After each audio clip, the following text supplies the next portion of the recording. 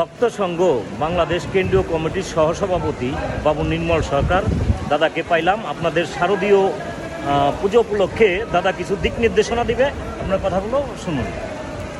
হরে কৃষ্ণ। সবাই ভালো আছেন? আমি এই সনাতন ধর্মাবলম্বীদের সামনে দুর্গাপূজা, এই দুর্গাপূজা আপনারা জানেন যে সারা বাংলাদেশে দুর্গাপূজা অনুষ্ঠিত হতে যাচ্ছে।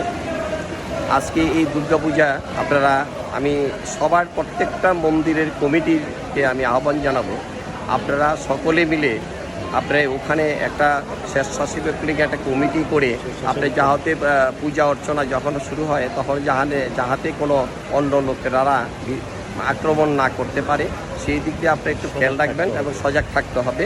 আপনারা যারা পূজা করছেন তাদের কাছে আমি এই আহ্বান জানাচ্ছি।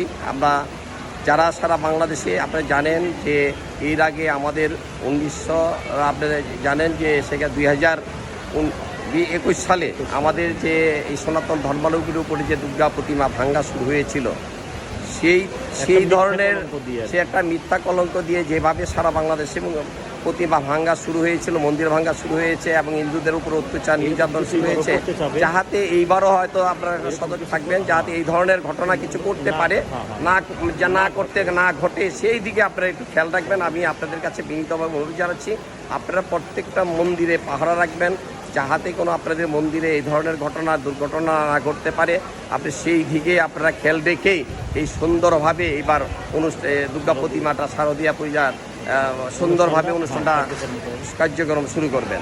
আপনারা আর সবাইকে আমি শারদীয় দুর্গা পূজার শুভেচ্ছা সারা বাংলাদেশে এবং সারা বিশ্বে যেখানে পূজা হচ্ছে সবাইকে আমি আমার শারদীয়ার দুর্গা পূজার শুভেচ্ছা এবং অভিনন্দন জানাচ্ছি। সবাই ভালো থাকবেন, সুস্থ থাকবেন, এই বলে আমি আমার বক্তব্য এখানে শেষ করলাম। হরে কৃষ্ণ।